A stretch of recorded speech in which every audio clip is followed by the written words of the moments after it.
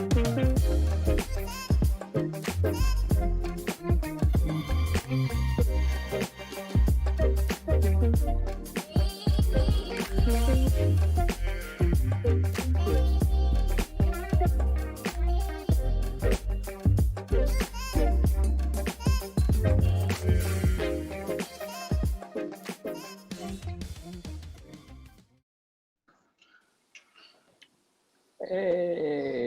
What's going on, fam? Hello, everyone. Hello.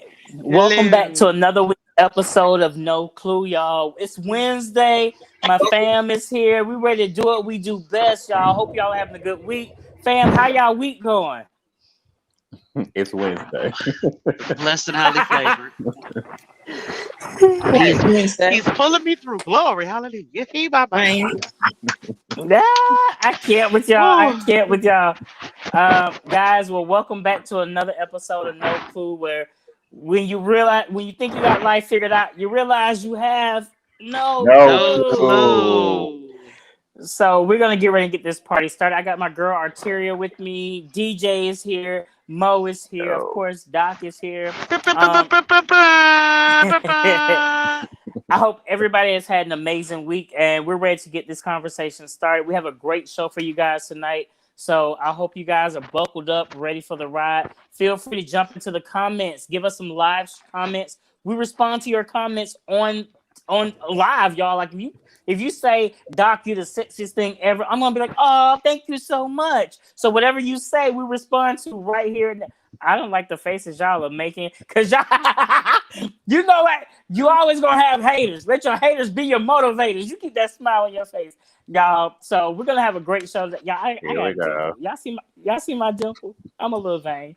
But we're gonna get this show started with our segment called "Say What." Say what?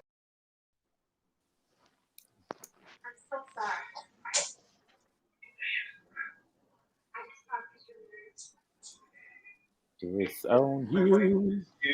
All right. So for "Say What," bringing us our "Say What" topic today is none other than Arteria. So Arteria, say what? What's up, guys? So today's Say What is. Give me your feedback and your feelings about our kids going back to school in the midst of COVID and with the possibility of them being sent back home.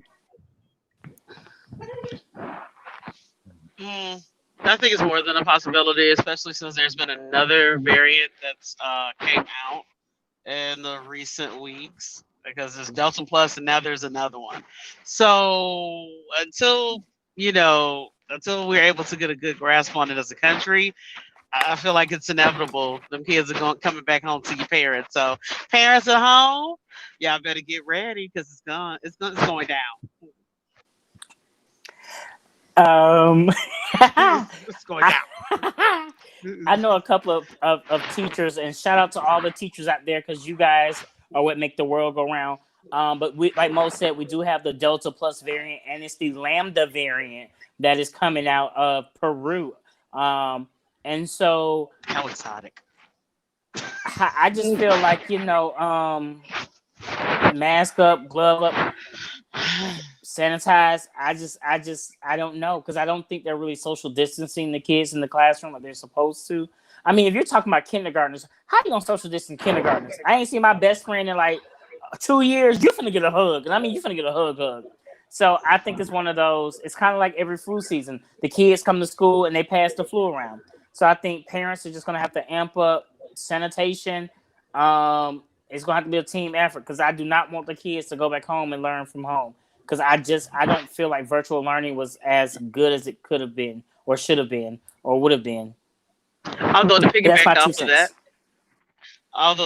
off of that, cents. they're saying that these new variants are about as contagious as chickenpox. So if that's the case, parents, get ready, get ready, get ready, get ready, get ready. There'll be a whole bunch of virtual learning going on. So Jay, here's what's your thoughts? here's my take on that, right? I'm torn on that because I think we noticed over this past year how ineffective is the word I'll use the hybrid virtual model of learning has been. We also know that it also has caused some impacts on people's being able to sustain themselves in their households because people aren't able to go to work, especially if you have younger children. But we also see on the flip side a lot of these enabling governmental programs to continue to keep people at home. But that's a whole nother conversation, a whole nother show. But as it relates to our kids, I do know a couple of people who are teachers as well, and they're saying like, last year kids were more apt to be able to wear masks and to tell people that they needed space and to social distance. And smaller kids are recognizing that. But again, with your pre-K kids or your kindergartens, it's much harder to kind of tell them, I need you to sit in this space where you normally do this. Have this mask over your face for the duration of the time that you're here. Oh, and by the way, don't touch anybody, don't share anything, don't do any of these other things. So, I mean, it's a little bit of a little bit of both. And I think, unfortunately, as we navigate through whatever the new normal is and what it continues to be and what it continues to look like, I mean, it's gonna have to happen. I'm gonna agree with Rakia that the kids are better about the mask than the adults.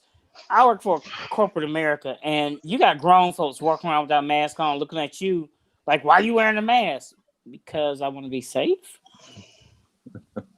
So, Listen. Rakia, shout out. I agree with you, baby girl. So listen, I'm in skilled labor as a truck driver. Every truck stop I've gone to, I'm looked at like I got three heads because I'm wearing my mask, and everybody's is not. And I'm like, I know hardly any of y'all are vaccinated based on who y'all voted for. So, And I Well, mean, you I guess can't my look at experience, people and tell who they voted for, Mo.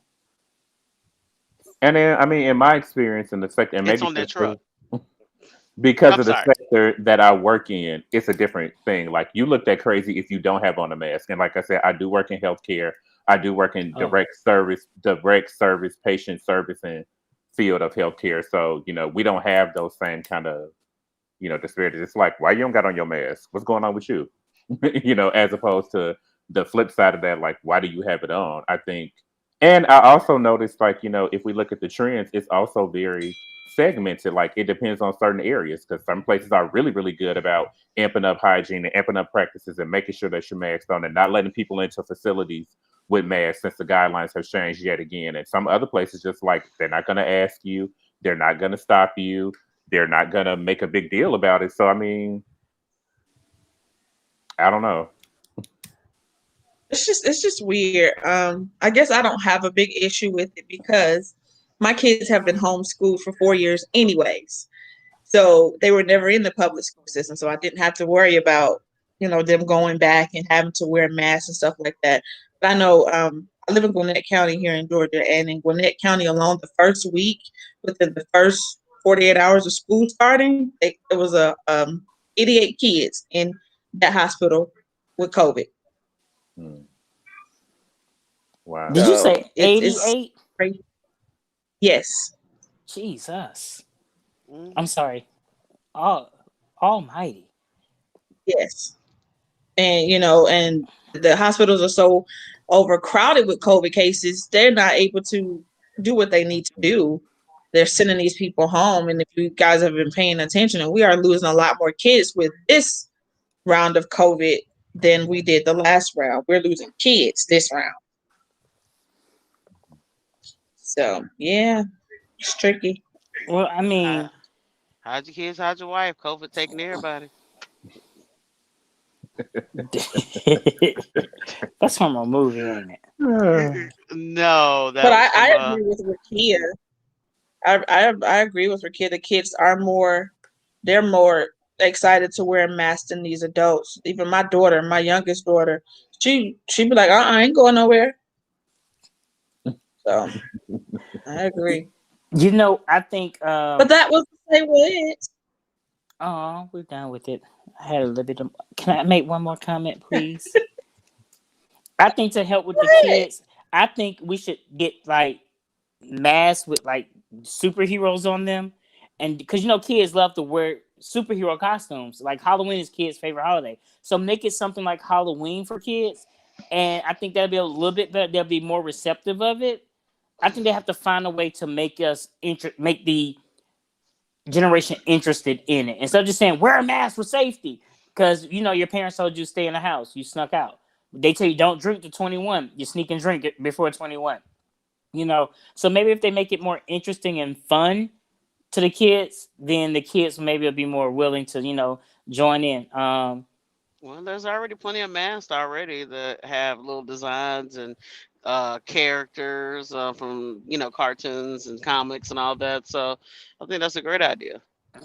I think if the schools jump aboard, like wear your favorite mask with your favorite superhero on it, or give the kids a blank mask and let them draw on it, because you can get the white mask and let the kids design their own mask, and have like a mask fashion show. Like, get the kids involved, because they're littlers.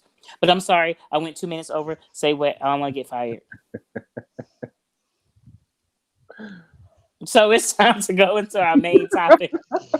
But before we go into our main, y'all gotta laugh. I tell y'all every week, if you don't laugh, you have gas. And I love life too much to be just this stoic person. But before we go into our main topic, we do have a commercial from one of our sponsors, from the greatest production company you can ever get for your podcast. So watch this commercial and we'll be right back.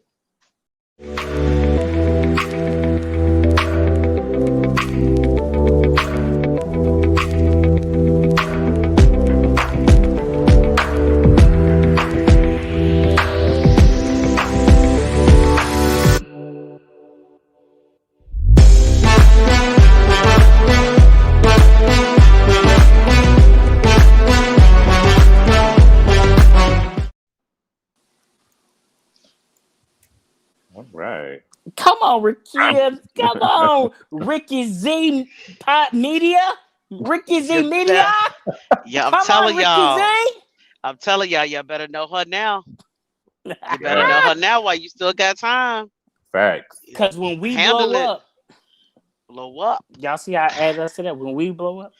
All right, so our main topic today is coming from our panelist, Miss Mo. Mo, what you got for us? Yeah, you tap right into that just from that little statement, that little intro. So this week, what we're going to talk about is gender roles, and we're not talking about the roles in that Hawaiian Roll 12-pack. We're talking about the actual roles of hey, glory. Okay, there's an anointing on them roles, but the roles we're talking about tonight is what it as it pertains to gender. Kind of talk about the history of it, and as well as how how it's changed. So kind of like what we did last week. I'm just gonna ask the rest of the panel, what are their ideas when it comes to gender roles? What do you think of?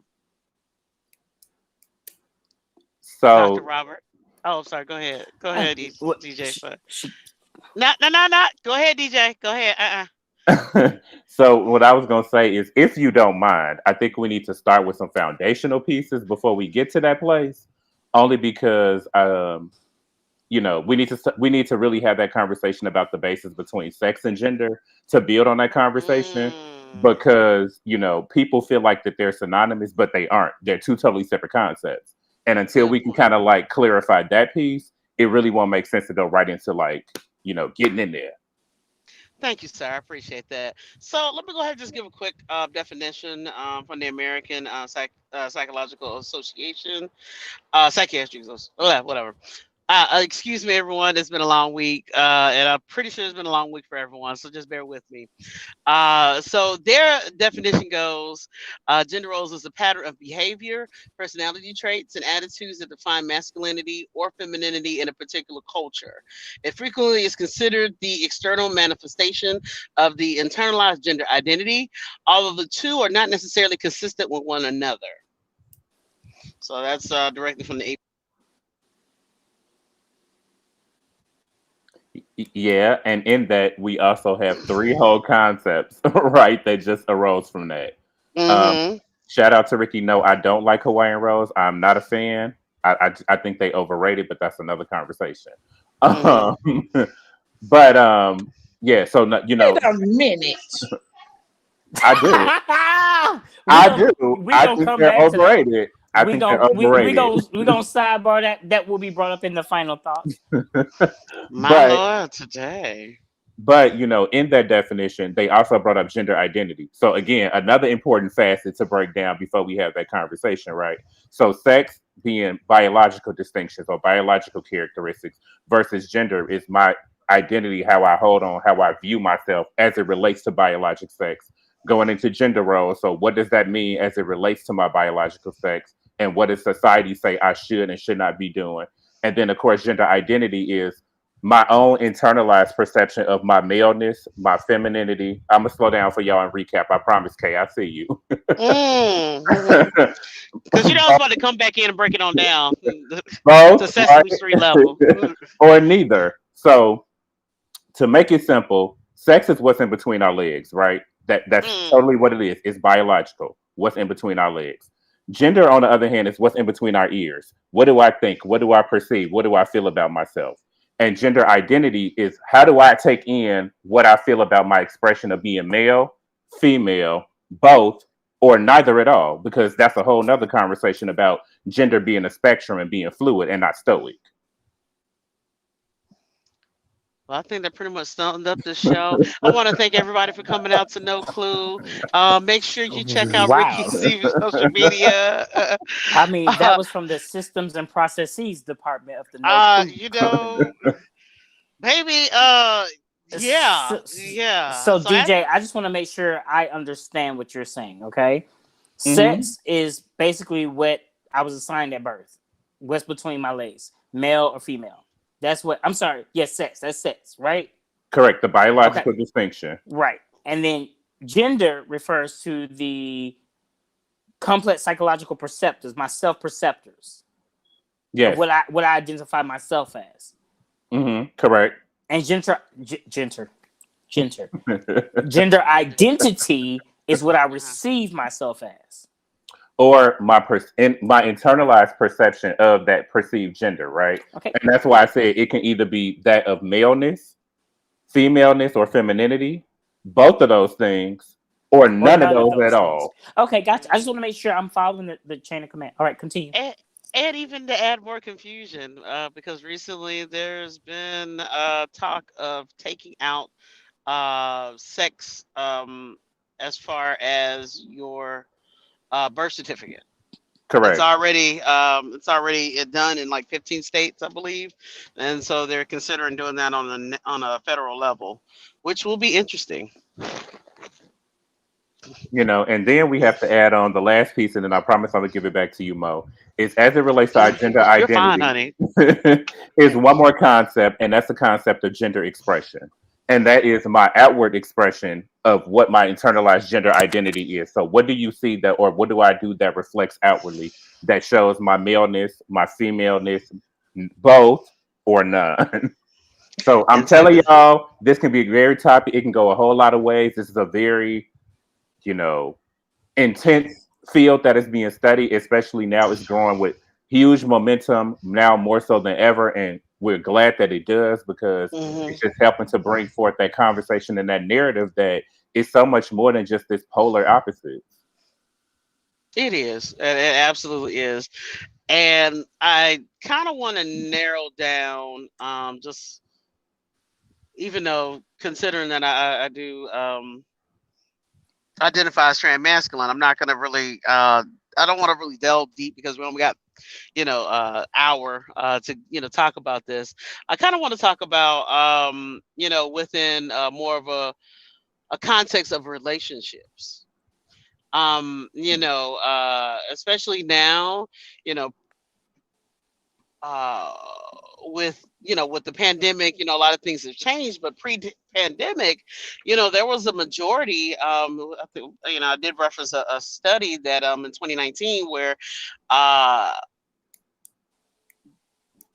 69% of men still consider gender roles as important. Now that the pandemic has happened, it's kind of flip-flop. I guess it seems that to me, what I surmise is that I'm not laughing at you. I'm laughing at Billy's comment. DJ, let Mo finish her train of thought. You're being rude and disrespectful. No, You're you're in fine. time. Billy, I get it, honey. You're gonna have to do them dishes, honey, because a happy spouse is a happy house. So Well, no, but to Billy's point, my thing is if she's doing the cooking, you should do the dishes. If you do the cooking, she should do the dishes. I don't think that cooking is male or female. I think whoever cooks, the opposite does the dishes. That's But just in a traditional, and back to what we talking about for gender roles, if you look at that through the traditional lens of gender roles, that's exactly what that says.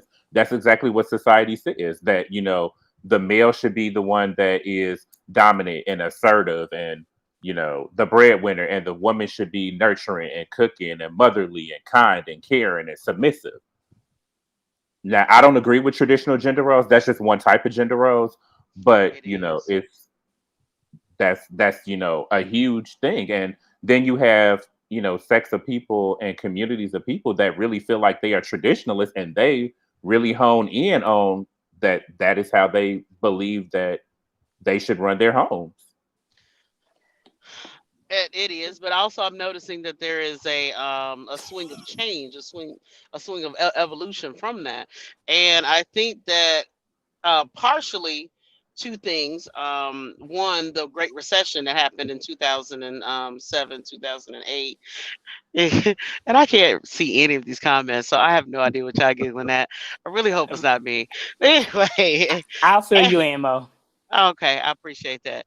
And also with the pandemic, and it seems like times of dealing with higher levels of unemployment, less access to the workforce, or even dealing with children. Adding that combination, it seems like our with society, these roles are starting to become more and more relaxed, and then not to mention the whole LGBTQ community, where we're not necessarily a monolith, but we don't necessarily subscribe to heteronormative standards. So, what are you guys' thoughts, Robert? So I'm gonna comment on that, but Kay says I think it should be equal, but one thing I won't do is take out the trash. You better take that doggone trash out, woman. If I can go in that kitchen and cook you brown sugar bourbon salmon and 5 cheese risotto and grilled asparagus, you can take the trash out. Don't be telling all your secrets, sir. Billy said, Okay, I take out the trash. that's right, Akira takes out trash. Now, Billy said, my wife is dominant and supportive. Billy, I want to meet your wife. Okay, she sounds like a great woman. I really want to meet your wife. Tell him I want to meet her. But Mo, to add to what you were saying, with the alphabet community, some of them do subscribe to the heterosexual normatives, because I know in some of my relationships, it's been like, oh, you're the dominant one, therefore you need to pay the bills and you take care of everything, and I just take care of house, I cook and clean. And in my opinion, and forgive me, I'm going back to sex, not gender, but we both got the same thing between our legs. So, sir, I need you to do what I do, because to me, we're equal, and the bedroom does not play a part. And when I say bedroom, I don't mean physically the bedroom, but the bedroom doesn't play a part in how we live our everyday lives, because we both are men at the end of the day. So, in my opinion, if I can take out the trash, you take out the trash. If I can cook, you cook. If I can pay the tab, you pay the tab. If I can pay the rent, you pay the rent, type deal. So I agree, but I disagree, because some people believe that. You have, forgive for lack of better terms, don't kill me, systems and processes. I'll be in the office later. Some bottoms feel like, oh, I'm the bottom, you're the top, so I'm the woman, you're the man. No. Oh my God. I mean, I hate to be very blunt and trans, but that's the point of the show. We're gonna put the poop on the plate and see what We're gonna say roses really smell like boo boo. Shout out to Outkast. But Lord. But it's one of those, we have to break these norms and just say, you're human, I'm human. I don't now. I will be. Go ahead. I was gonna ask, do you feel that basically goes back to patriarchy, with which all of us have been indoctrinated in since birth? It does, and I just why can't we move? Oh Lord, Well, Wow. things It happen. disappeared. Yes. Yeah. But Well, right, right. Well, anyway, how do you feel about it, Arteria? While we're waiting on Dr. Robert to come back. Oh, hi, Dr. Robert. You're back already. I don't know Go what ahead. happened. There was a glitch, and then everybody went away, and everybody came back. I felt alone. Oh, uh, well, we were here for you. Come, Thank tap you. back into the matrix. Go ahead and finish your thought. I just said, why can't we break that trend? Why can't we break away from that? Like why can't we get away from that? That was my question. Mm, patriarchy. oh, I have a really good answer for that, but I'm gonna wait. I'm gonna let Arteria give her thoughts, and then I'm gonna respond to that. Go ahead, Art. I, I don't know how to say. I mean, I love Billy's. I think Billy and I live in kind of the same household. I think we do because I cook, and so if I cook, my husband cleans the kitchen. Okay, so around our household, my husband is the cleaner. He will clean everything from top to bottom. I won't. He does the laundry. He does all of that, and so I cook, and I'll make sure he has his lunch and things like that, and then I do all the bills. So that's why I said our household is about the same. Like we operate. So I think me and you, I don't know what's going on with our household, Well, but you I and don't Billy are believe in kindred gender spirits. roles. I guess.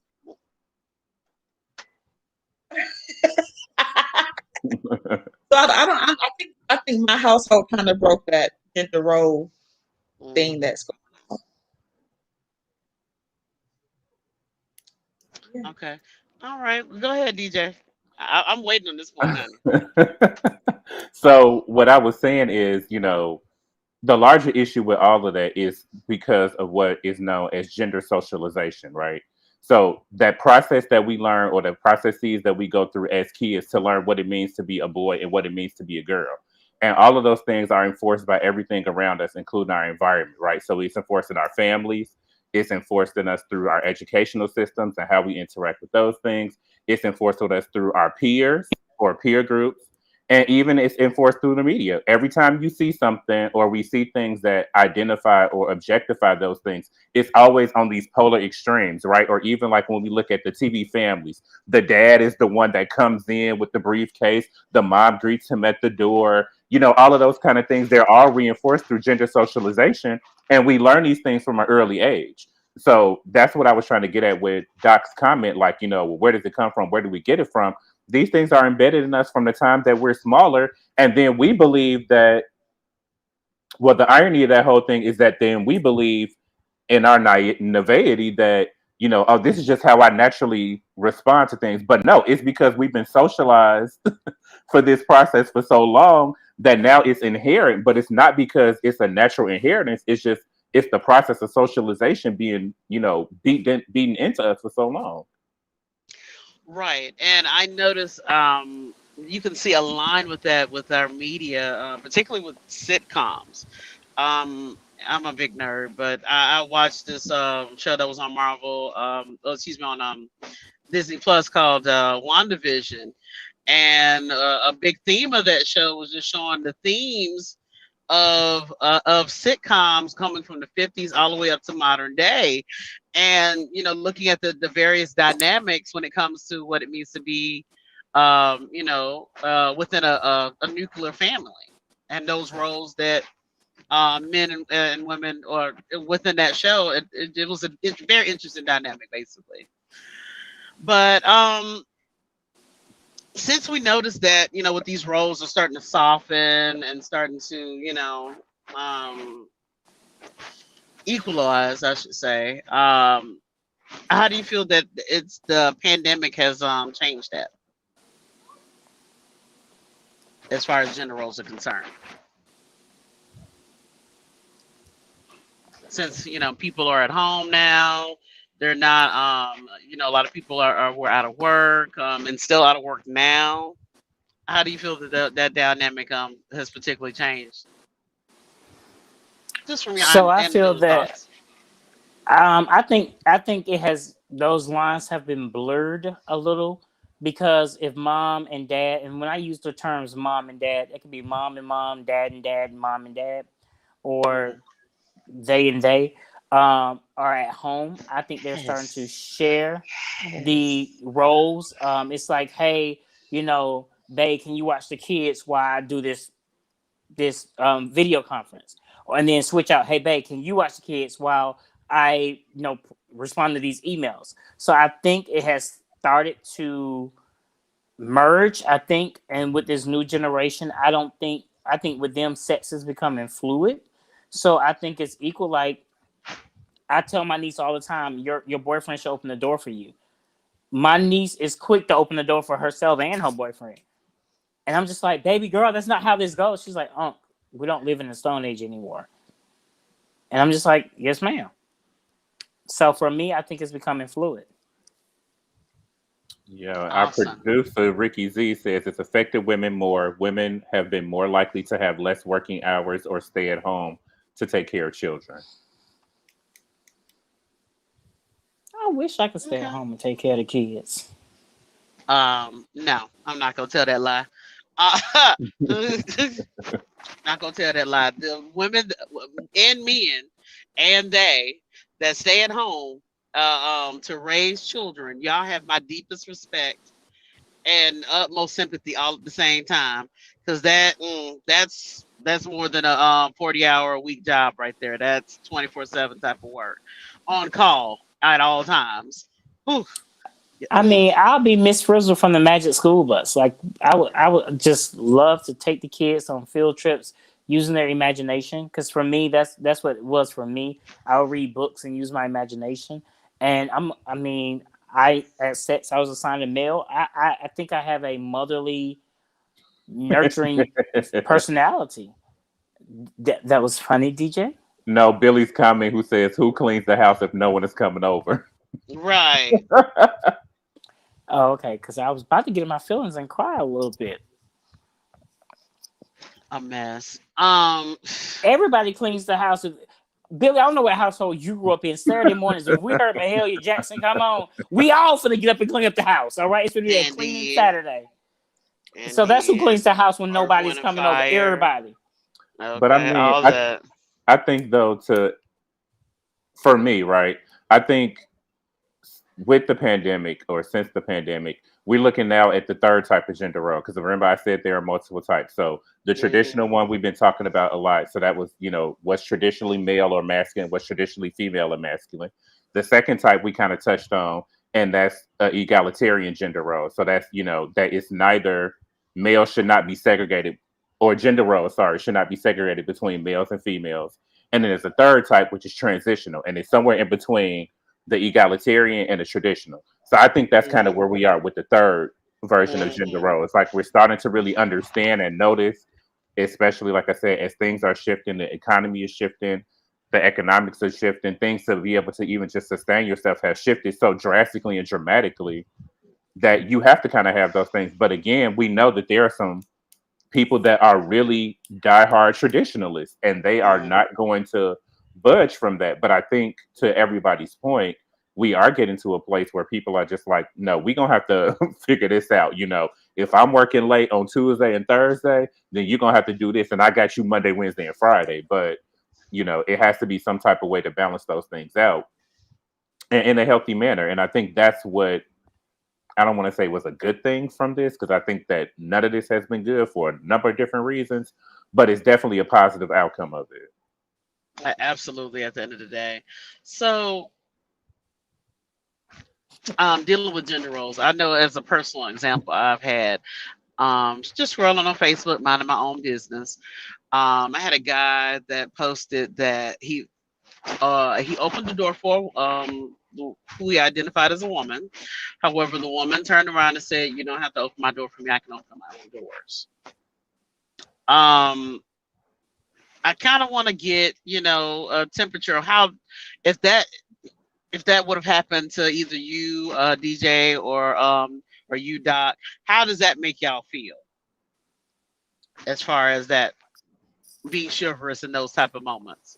Because And I I'm the think type I'll open a door for anybody. But I think that's where those lines can kind of get blurred, right? Because if you're a gentleman and you're chivalrous, right, that doesn't necessarily mean that I'm degrading you or putting you into a system that's saying, I must do this because you're female. That just means that I'm kind, I'm considerate, or I'm doing what it is that I've been taught, again, right, constructed, socialized to do, right? On the flip side, though, if that were me and I did that and that was the response, I would be like, you're absolutely right. You could. I just utilized this time to do that. And I'm sorry if it offended you. Now, whenever you finish that call. I'm just kidding. Now, I'll just give a little pushback with that. Since we do, live in a patriarchal society, traditionally that is, can be perceived that if you're doing that, if you're opening a door for a lady, it's a means of an icebreaker, trying to talk to them, and as well as, well, since you are a woman, you're the fair sex, so let me do this for you. Do you understand what I'm saying with that? Yeah, no. I can totally get how it can come across that way, and but that's exactly my point, though, and I think that's where the fine line between those things teeter, and that's where that over socialization comes into play, right? If we're immediately looking at it through that lens, and of no fault of that particular woman's own, right? Because she also has been socialized to be like, we're gonna take care of you and I'm gonna do these things for you, and I have to be the person to do that. I understand that as well, but it's also a fine line. Mhm. And also, furthermore, how do we socialize our our young boys that are coming up, or our masculine identifying on that So scale? I had a situation where I was going into a Ross department store in Fayetteville, Georgia, and a We guy don't get no shout out. a guy opened the door. No, a guy and his family was going in, and the young man, I'm assuming was his son, opened the door and let the ladies walk in, and the father walked in. Well, we was walking up, and so he held the door for me and the person I was with, and we both was like, "Hey, thanks, guy, we appreciate that." His father went off on him in the store. You don't open the door for no D men. They grown men. They open their own GD door. And my thought was, he didn't open the door for us. He saw us coming in and just held the door open because we were coming through. I'm the type of person, if you come to a restaurant with me, I hold the door open for everybody. As long as people coming through that door, I hold it to somebody like, boy, I got it, go. You know what I mean? I think we have to get to the place where it's okay that you open the door for anybody or you give up your seat for anybody. I've given up my seat on the train once for a lady and she went off on me. I don't need no man to give up his seat for me. I'm a woman. I can stand just like you can. And my response was, well, fine then, fuck it. And I sat back down in the seat. So you ain't gonna give me your seat. You just said you can stand. So it gets to the point where you hold people accountable for what they said. I feel like, if I see a pregnant woman get on the bus or an elderly woman get on the bus, I'm going to give up my seat because that's how I was raised. If I see an elderly man gets on the bus, I'm going to give up my seat because that's how I was raised. If I see a pregnant man get on the bus, I'm going to ask questions because that's how I was raised. But I think it just has to become to a place where it's normal that, you just give up your seat or you open the door for a human being. And that's what I'm opening the door for. I'm not opening it because you're a male or a female. I'm opening it because you're a human being. If you're some of my friends and I like you, I'll open your door for you. It ain't because I'm saying, oh, you're a woman, I got to open the door for you. No, I'm just being a nice person. And if you say something, I slam the door back in your face. Arteria, where's your temperature on this?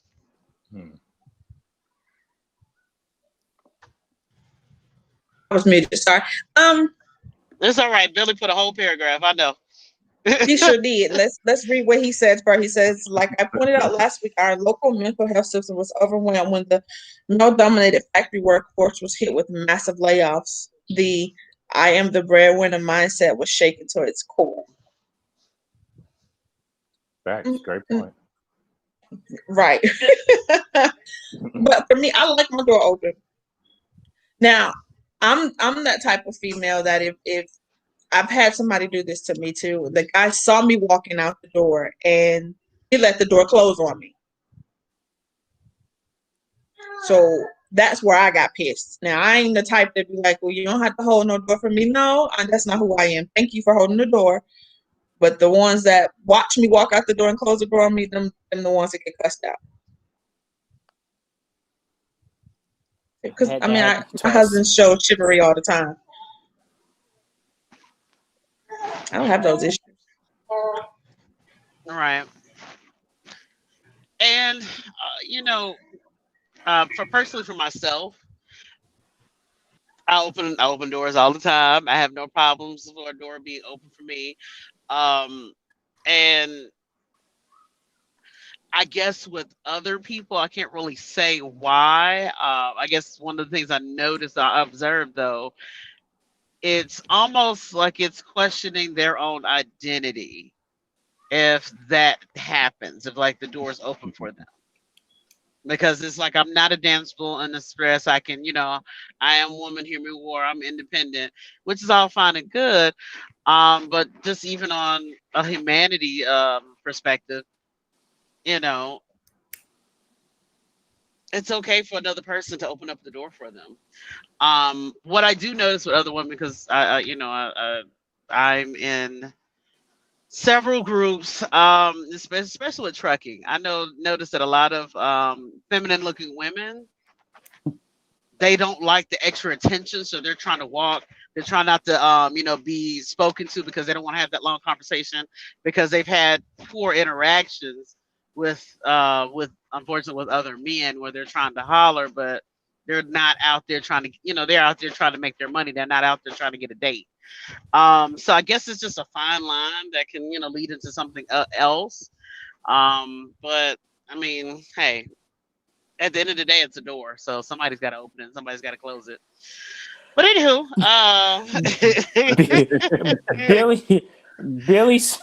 Billy and Rakia are hilarious. Billy said, "My mama raised me to not let the door close on any human being unless they don't put their cart back."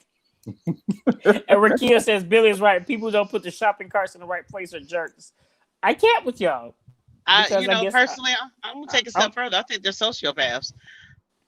Wow, thank you for calling me a sociopath. That was very aggressive. I am not a sociopath. I just don't feel like walking 2 rows over to put the cart back when I'm right here and I can put it in a little bush area.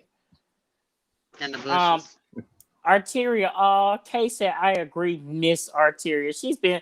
Kay got some manners. She's using Mrs. Mrs. Arteria. I agree, Mrs. Arteria. I see you, Kay. Kudos to your mom. You wouldn't. Rakia, you wouldn't like me because I'm the type, I park the shopping cart right in front of my car and get in my car and go. Oh my God. I've done the same thing.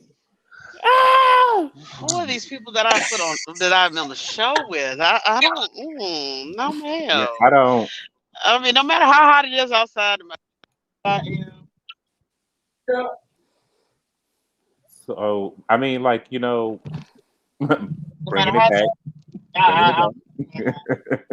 bringing it back. I think what you talked about though is really relevant. Just using the door is just one example. I think we can, have a slew of those examples, right? That really fit into that same category of, gender socialization or gender norms. But, ultimately, we got a challenge on our hands, and so we got to try to figure out to fix it. But with that being said, there we go. Amen. Praise him. Okay. Yeah. Thank you guys for your patience. What did I miss, DJ? What did I miss? No, I was just, trying to wrap it up, bring it back, bring the conversation back, to what we talking about, right? And that's, what I was talking about, what we led into was just, like that gender socialization. And how do we overcome that? Like, what things can we do to change that? Because it's so deeply embedded into us that, like I said, that we've been so overly socialized that we think it's natural. Personally, I think it's already happening, and it is due to these crises that we're having, i.e., the pandemic. And it seems like gender roles have taken a back seat when there's a bigger affront to deal with. For example, women were in the workplace really as a whole until World War II, when majority of the men or a good percentage of the men had to go off and fight overseas. So you had these factories where they had no choice but to employ women. And even when the men came home, they went back home a little bit, but a lot of women still continue to continue to work because those two incomes in the household was helpful. And then when you had the feminism, sexual revolution, and feminism, it seems like history is already, as a collective, we were always pushing our boundaries. So I think it's just going to naturally progress where gender roles are no longer going to matter, particularly now since we have so many different ways of expressing ourselves with gender identity that's becoming more mainstream. But what do you guys think, Robert? I feel, I think it's a conversation that it's not a conversation. It's a change that must be started for it to start to take place. I think we have to start to identify it and recognize it for what it is and start to say what we want to say. Sorry, I was reading notes in the side where Kia said black women being part of the Good. workforce. Capitalize, being. Yeah, you're Capitalize absolutely being. right. You're absolutely right. Before we were getting paid, we was in the workforce. You're absolutely right. Well, I And think even now, any woman who raises a child is in the workforce, baby, because I've babysat children. But which I want to ask this question because I'm not sure. The systems and processes department will correct me if I'm incorrect. But what about the roles of mother and father? Does that come into a gender role? Because aren't you assigning certain roles to that? Absolutely. It So absolutely is. I just wanted to make sure I didn't get in trouble with the system and processes department. So I just want to get to the place where, like, we can just say, because we can't, I wasn't allowed to call my mama by her name if I wanted to keep my teeth. And so we have to get to a place where we find neutral terms, because I think as long as you keep using, I'm not, because I love saying mom, I love calling my mama mommy. All right. Like mama. But I think when you give that term, we've given that term roles, if that makes sense what I'm saying. If you're a mama, your job is to cook, clean, bathe the children, raise the children, beat the children. Mama. Daddy, your job is to go to work, pay the bills, bring in the money. We have to find a way to break that nomenclature so people can stop identifying those things with those persons. If that makes sense what I said. Okay. That's what I think. I mean, I think it makes perfect sense, but it goes back to, like I was saying about sex, right? Biological distinctions and and gender being markers. socialized to determine roles. So, not necessarily that, and understanding that a lot of the research in this area and in this field isn't done in communities that or populations that identify as anything other than traditional. A lot of it is based off of those traditionalist values. So that's why we see things in a very what's the word? Polar, in a very polar manner, where there is a very stagnant opposite end on each of those sides. And again, like I said, as we're learning and we're seeing, and more research develops, and we look into more communities and persons that identify as gender nonconforming or gender binary or anything else other than a traditional gender role or gender assignment, we learn that gender is fluid. So just because I'm, and I may identify more in a more masculine way today and still have someone that I identify with in a more feminine nature, but that doesn't negate my masculinity or the femininity that's within me, and understanding that both of those things complement each other. They don't have to fight each other. It's not a dichotomy.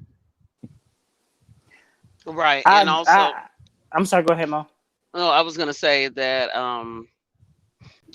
considering this a social construct, Nuts. We got Ricky Z on the line. oh well, yes. Ricky, did you have a production note that you wanted to clarify?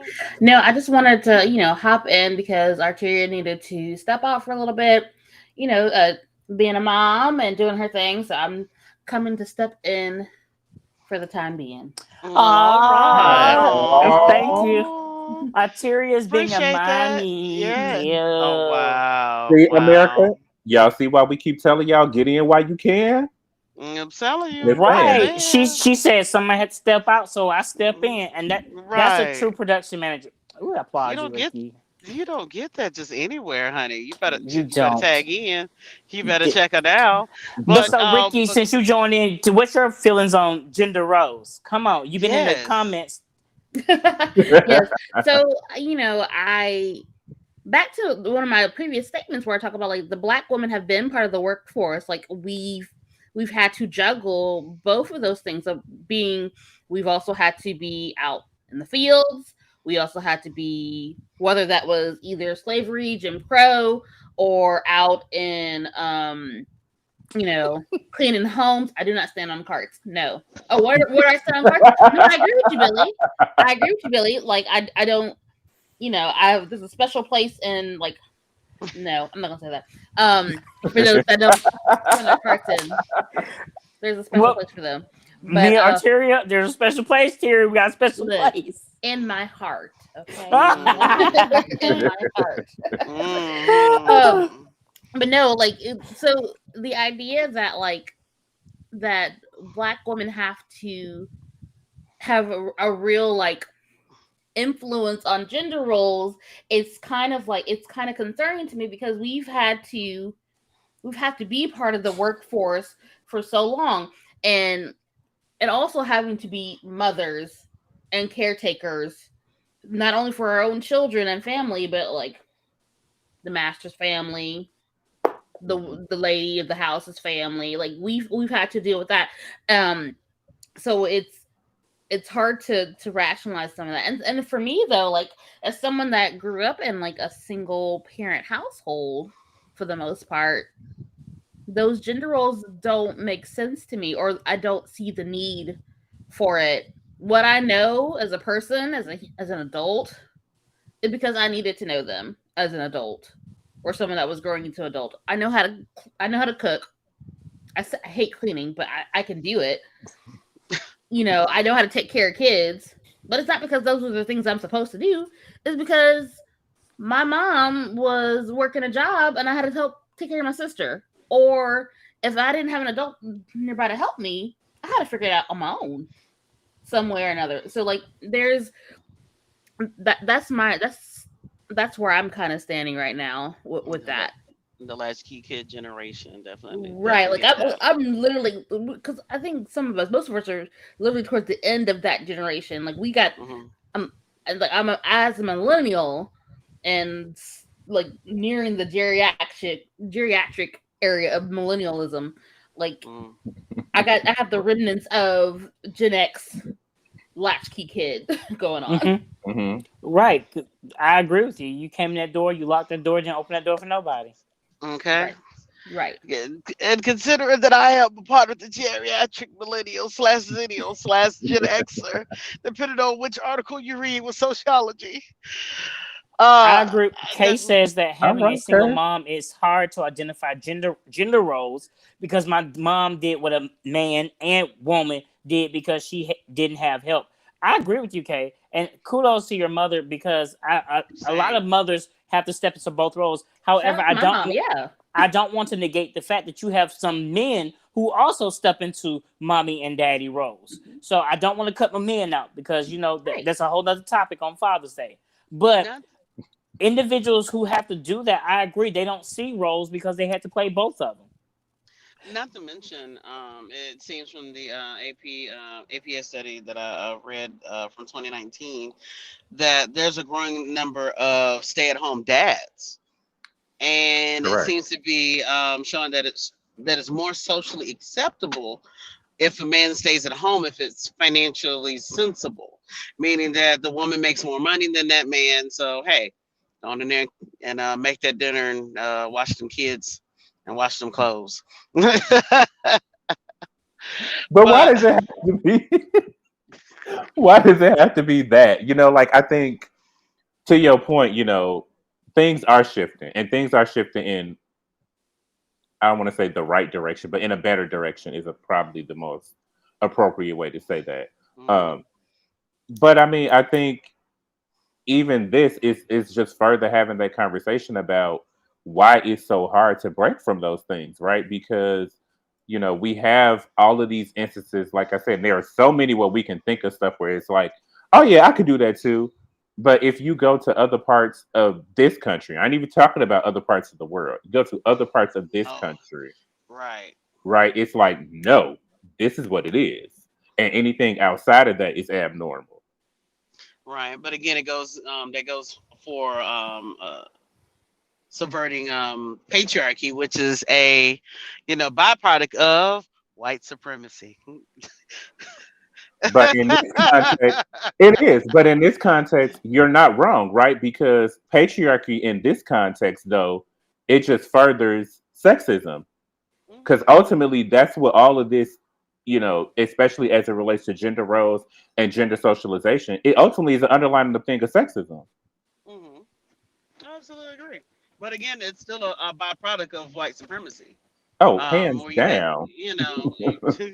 so I think that's my new catchphrase as far as no clue. White supremacy. At the end of the day.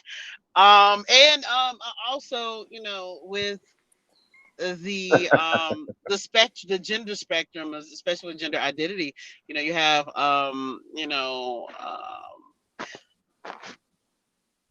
also with the names, because I know that Dr. Robert talked about that earlier, and I forgot. That's why I'm bringing it back now.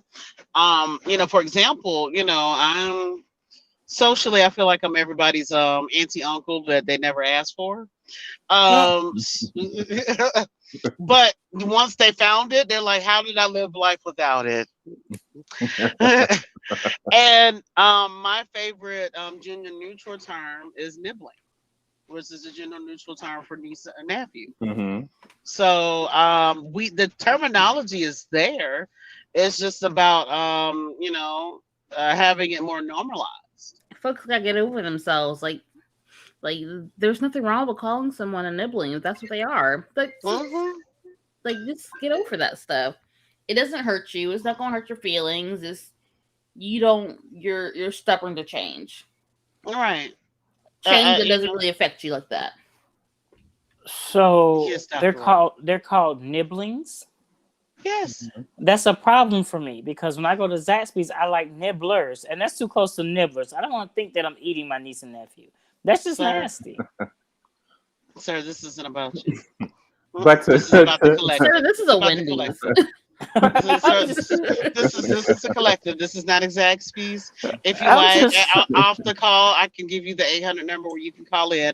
But I will let you know that all of the locations are franchised, so you get what you get. Okay. nibblers, and then nibblies. to bring it back, right? Just to kind of keep with that same thing about normalization and normalizing this. That's why I don't know about a lot of places, but my workplace and a lot of places here. Billy. I'm sorry, Billy I making know. it I'm so trying to hard hold to it be together. I'm serious. trying to hold it together, but it keeps flashing across. I love DJ, it. I love it though. DJ, I turn off love your it. ringtone. We don't want Billy keep thinking he gotta go take out the trash. Let's see. That's them eye products. That's all interconnected. But Mm-mm. but you That's why I know, love my Samsung. I that's can be why individual. I'm sorry. Go ahead. you can be a lot of things with that, but with individual ain't one of them. Careful, sir. Careful, sir. Hiya. Okay, Careful, sir. Hallelujah. okay. Because my phone can keep a charge all day, unlike some folks. Anywho, can please continue. But that's why I think it's so important with the use of pronouns, right? And when they Mhm. first entered, we used to say preferred pronouns, but that's disrespectful because preferred means I give you a choice. These are my pronouns. You don't get to decide what I Ooh, that's identify good. as. Right. That's good, sir. Yes, exactly. Straight like that, no And, chaser. and and in my employer, it's required. Everyone must divulge their pronouns so that we're respectful of their gender identity and their gender expression. And like I said, and part of that too is being open to the fact that like I have one of my staff persons now, who when I started they were he him, and now they're they them, and that's okay. That is right. okay. I know if you're Absolutely. applying for a lot of jobs on Indeed, so I've been told that some of the options they give you, they ask you what are your preferred pronouns, and they give you he, him, she, her, Or the, they, and then they give you other. And if you click other, it lets you type in what your preferred pronouns are. I took a course, what was it called? It was a course, and we learned that some people go by Z and Zay, and Yeah. I was like, Z Zay what? Oh there are wow. more than 30 Yeah. pronoun And choices so, that people can choose. while I am I'm with Rikia, I'm of the older millennials. You know, I'm only about 20 something. But I was raised on he, she, and they was third person. That's how I was taught in school. The they is third person. So for me, it is difficult to talk thee and they when I'm speaking singular. So I just, out of respect, use the person's name. So if you're having difficulty using thee and they, just call them by their name. I've always considered like them and they as in like if you don't know, like it could be a name that you're not quite sure who or what they identify as, and so you would say they and them. Like that's why I've always thought of that. But like there's a teacher on TikTok that I follow, gender nonconforming, and they, they're going back to that honorific of like, do we say Mrs., Ms.? No, you say teacher. You say teacher so and so, because we're not following that rule of your typical traditional honorifics of Mr., Mrs., Ms., whatever. No, I'm not conforming, therefore you call me teacher so and so. And they teach like middle school kids. The kids get it. Mhm. They might mess up, but either they'll correct themselves or one of their own peers will correct them. Kids get it. It's not that hard. I'm It's not okay that with hard, calling you teacher so and so or professor. So when we was in school, we didn't call him Mr. and Miss, we call him professor. And if you dare say Mr., I am professor, they got you right together. I agree. I think we have to start changing that normative, but it's gonna take I hate to say it's gonna take a generation to do it. it's For already me, happening. It's already happening. I mean, I was trying not to say a generation. It will take a generation meeting its maker for that to fully take effect. Do you get what I'm saying? The old people gotta die. Damn it. Mm, Billy I says he defaults to thee and they and them until I know what someone prefers. We gotta let go of that saying that like we're waiting for the old folks to die. yeah, because it'll never change that way. Those old folks have taught their middle-aged folks, and those middle-aged folks have taught their children or their young adults and then their children. Like it's going to take more than just the old folks dying. We know this because the old folks, we use that saying like, oh, they're from a different time. Okay, cool. They're from a different time, but they've been here long enough to see the difference and Absolutely know what the changes are supposed to be. So we gotta let that go. They gotta learn. Sorry. Because sexual harassment has been a focal point since the 80s, and for some reason folks today still can't get it right. So we can't. I absolutely agree that we can't use that as a crutch or an excuse. Now we know that it takes time as far as evolution is concerned, but at the same time we can't be passive with it either. And I don't think that we are being passive. I think that I'm just saying as a collective. I'm just saying as a collective, not individuals.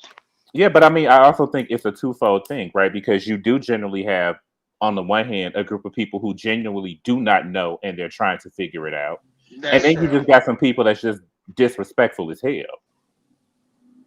And so, it's figuring out or navigating through which of the categories do you fall in. Because, if it's that you don't know and you're trying to correct yourself and you're trying to learn, and I think people, especially that identify as anything other than what's a traditional pronoun, they'll give you the opportunity to correct yourself and work with you to know it. But if you just don't give a damn, then that's different. That's mad disrespectful. So now I have to treat you in a different caliber because you blatantly shown me that you have no respect for me. And I think that's where, why us, and I think that's also part of that process of, like slowly moving into it through different means and different venues or different things, Mhm. because you want to give people the opportunity to do it and to learn and to ask questions. But we also got to weed out those people who just disrespectful. And we also gotta weed out the folks that are being willfully obtuse. Oh, good Well, one. that's what Arteria Mhm. said. Arteria said people have to be okay with their own identities. Billy said Because it is kids fluid. kids get it like we got the microwave. You grow up with something is easy. True. Right. Yeah, that's true. Yeah. Because baby, this new generation with their TikToks and whatever apps they may have going on, uh, they get it. But unfortunately, I'm sitting there like, which effect is green effect? I'm good. I'll just comment. I can type still. I can type real good. But anywho, so we've talked about dealing with the examples of gender roles. We talked about the definitions of gender roles. We've also talked about how that we feel that it's been affected as far as the pandemic is concerned. Um, I guess it's going to be the last question before we go into final Yeah. thoughts. Yeah. Me. Real quick before that, I just got Go something that ahead. I want to say really quickly. Go ahead. America, because I'm talking to you all. It's about to be the final Don't thought. just use. No, it's not going to be my final thought. I promise. Don't just use pronouns when you're looking at transgender persons. That's disrespectful too. Utilize it through a universal approach. Ask everybody. Start the conversation with, "Hi, I'm DJ. My pronouns are he, him, and his. What are yours?" That's all. Because I gotta. I know from working in social services, because that is what I do for a living. That's generally when most people, especially if they're being very ignorant or they trying to teeter the pole, they always start with our transgender brothers and sisters, and that's mad disrespectful. So if we create a culture just universalizing it in every encounter every time, I promise you it'll make it easier. So I just have to throw that in there. Well, so DJ, that was actually going to be my question. What do you think? What methods going forward that will normalize, additional gender terms and gender roles? So, as you basically answer that question, we'll go ahead and move on to Dr. Robert. What do you feel? I feel you should For never that much, ask me to uh go huh. after DJ because the Department of Systems and Processes is going to give this detailed PhD answer, and I'm going to give just a little old MDiv answer because I'm going to give the next door Well, wait neighbor a minute. answer. Don't you also have a doctorate? Why? Uh, but I'm I said confused. you If heard me anybody say should be feel intimidation, it should be me, which I don't. But the point of it is, sir. um I feel like the ask the question again. Repeat the question. Wow. Okay. What's the language of origin? Um Really? I You think need it's to what use it in a DJ. sentence? That was going to be next. I think, like DJ said, we have to make it norm because so something I do now, and it's not because I've talked to DJ, but when I meet individuals, I ask them, "What is your pronouns? What is your pronouns of choice? Or what do you prefer? What do pronouns do you prefer? I use just because I don't want to assume that because you have a female look that you want to be referred to as she, and because you look like a man that you want to be referred to as a he. I have a team member who told me that he identifies as it, and so it's hard to say it because I feel that's offensive. Because when we was growing up, when you was they was like it, and so but that's what they want to go by. So that's what I have to Hmm. call you is it. So I believe just ask people what do you want to be called, and when in doubt, if you are unsure, I don't use they and them as a scapegoat. I ask you your name, and I use your name until I hear you reference yourself in one of those terms, or I can get comfortable enough to ask you. Because I don't just walk up to a stranger, but excuse me, hi, how you doing? I'm he, him. What are you? Okay, I'm not No, them. but it's not about that, right? It's about just creating that same level of respect, and that's ultimately what it is. And that's why, like, my skin cringes when people say preferred pronouns because it's not preferred. You don't get a choice. They're my personal pronouns. That's how I identify. But it's not disrespectful if I'm creating, just to your point, if I'm starting the conversation or initiating the conversation or the relationship by establishing that first. That shows that no matter what it is, I'm respecting you as an individual. And most people, believe it or not, they would just prefer that you ask than try to make an assumption or trying to teeter around it. Because then that's kind of like, well, why you got to keep going through all of these additional steps, or it's to just ask a simple question that could be answered rather simply. And if you don't understand, then that's another set of conversations that we can have. But ultimately, I just think it's just about that respect. And when we don't, and I think that that's part of that process too. We spend a lot of time pussyfooting, for lack of a better word, around whatever the issue is instead of approaching it head on. So should I just say, what are your personal preferred pronouns? No, I'm saying you'd say, hi, my name is Robert. My pronouns are he, him, and his. What are yours? I mean, it's just a very, and you do that in whatever organic fashion that you have, in whatever way that makes it make sense in that context, because you don't want it to just also be just this awkward moment where it's like, okay, now I got to ask you about your pronouns. Like, no, you incorporate it in a very fluid manner. Right. I got you, boss man. Right. And I think personally for myself, considering that I follow under the umbrella of the they them with my personal pronouns. However, I don't.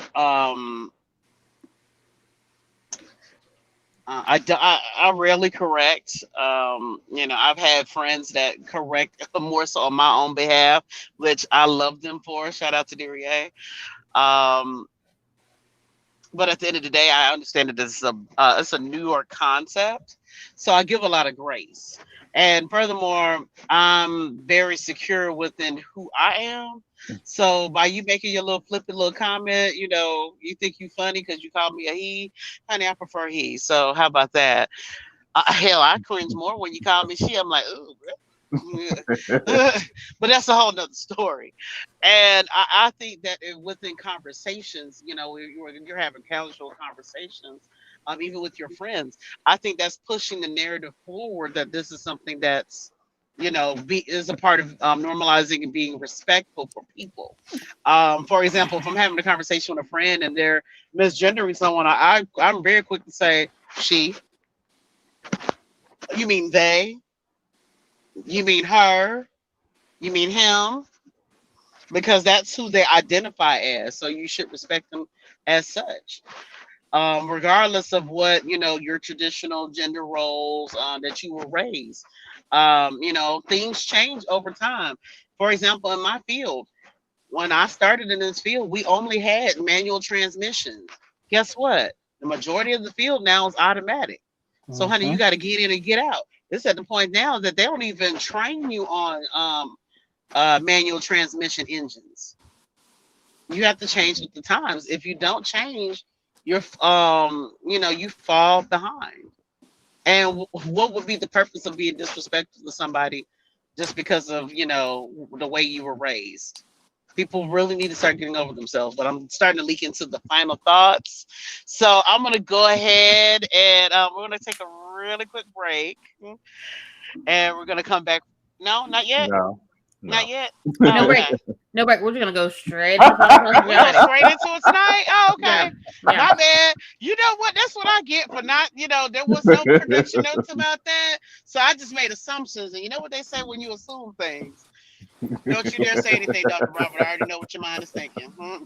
But if you are a small business owner, you have an item, or if you're a merchant and you're selling things, and you want some exposure for your product or your business, email us at nocluetheshow@gmail.com.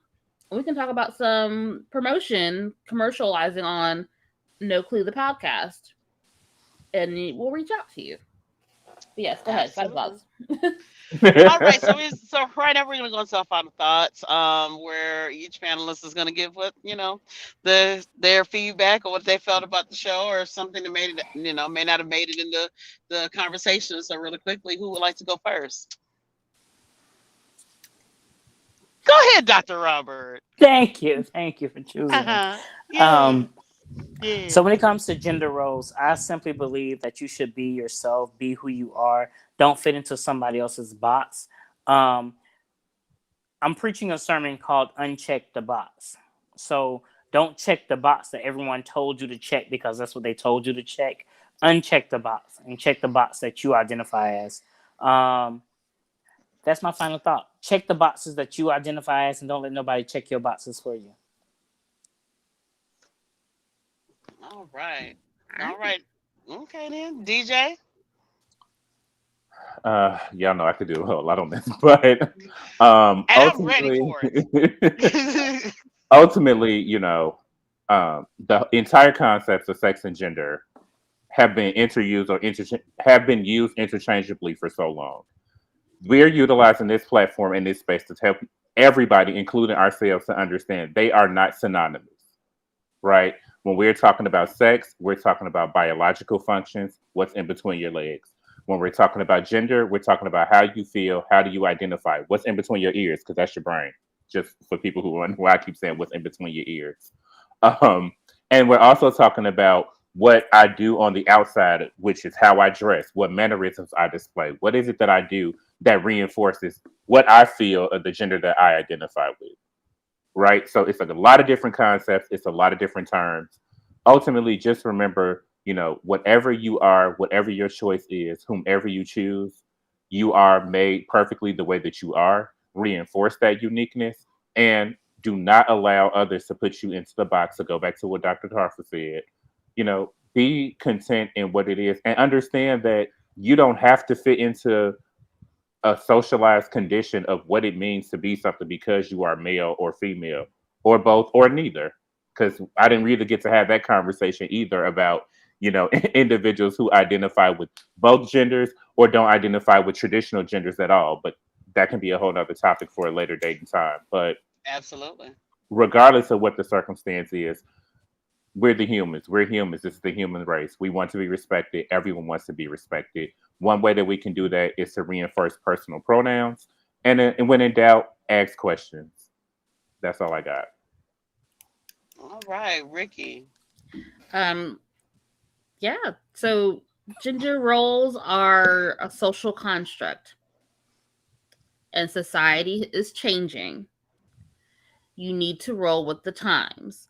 And what may have worked back then, even though low key, as quiet as it's kept, it did not. Ask your grandmothers. It did not. It's time for a change. It's time to get over that. And it's time to respect people for who they are and what they genuinely bring to the table as themselves. Those are my final thoughts. All right. Yes. So Ricky took a piece of my final thought, so now I have to recollect myself. My bad. No. I'm glad somebody else said it. I know that's right. So I'm very thankful for having this opportunity for the show. And also giving honor to God, who's the head of my life. My pastor that is sitting to the left of me or to the right of me, depending on how you're watching the stream, as well as lay members. Yes. But on a serious tip, gender identity, gender roles. I'm sorry. It's Billy every time. We love you, Billy. Billy's almost like a fifth panelist on here. Even all the way down to sex. Really, sex is technically societal construct because biology wise, there's over 14 gender markers, and that's just dealing with chromosomes. We're not going to even talk about the other stuff, and not to mention 1 in 2,000 births are intersex. So yeah, what's really normal other than levels of abnormality? I feel basically if people, just start respecting each other and maybe mind their own business, we can get a lot farther in their life, instead of worrying about what's going on in the Joneses house. Maybe we need to start, getting our own houses in order and doing what's best for us. Because at the end of the day, as long as no children or adults are being harmed, I don't care. And because that's your business. And my little nibblings out there, know that I love y'all. You may not know who you are, honey. There's people out here that are 50, 60, and 70 years old that still haven't figured out exactly who they are. It's all right. Give it time. You will be fine. It is okay. And it will get better. Whatever that you're going through, it will get better. And I say this due to the fact that a lot of our gender nonconforming, transgender umbrella, they're more likely to commit suicide, all because the people won't see who they are as a person. Honey, it will, trust me, it will get better. Trust me. Do not make that permanent solution to this temporary problem. It will get better. I love y'all. I love you. Whoever you are. You could be a polka dotted giraffe. I still love you. And I felt that, and my auntie spirit just kicked in. My auntie uncle spirit kicked in. I guess the uncle side of me is like, well, baby, we'll go kick ball next week. But anyway, make sure you check out my Cash App. $MoeSmithPS and Paul RO. Just in case you're not able to see my wonderful, handsome double dimples that I have. Shout out to Dr. Robert. And I want to thank everybody for watching No Clue. Make sure you subscribe to our, follow us on Facebook, subscribe to our various social medias, all under No Clue. If you have any questions, make sure you email us at, Dr. Robert, nocluetheshow@gmail.com. Is that correct? Yep. Thank you. Appreciate that. Got that right on the first try. Yay. We love you guys. Make sure that you don't have to watch this just once. You can watch this over and over again and share it with your friends. Converse about it. Email us, follow us on our social medias. And I think that's it. Once you thought you figured it out, guys, what? You have no clue. All right. All right, guys. We'll see you guys next Wednesday. We'll see you guys for our 8th show. Come join us next Wednesday, 7:30. And for everybody who's wondering, I found the polka dotted giraffe.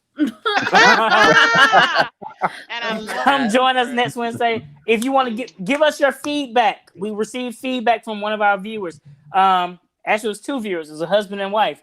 Give us your feedback. We read your feedback and we will respond. You can email us at nocluetheshow@gmail.com.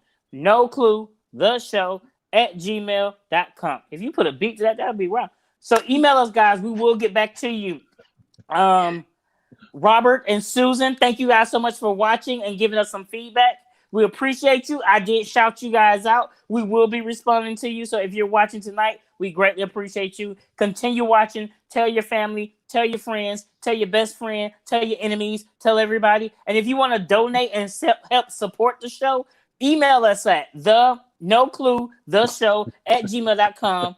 nocluetheshow@gmail.com. And we'll tell you how you can support the show. We greatly appreciate all that you guys do. This show is not free.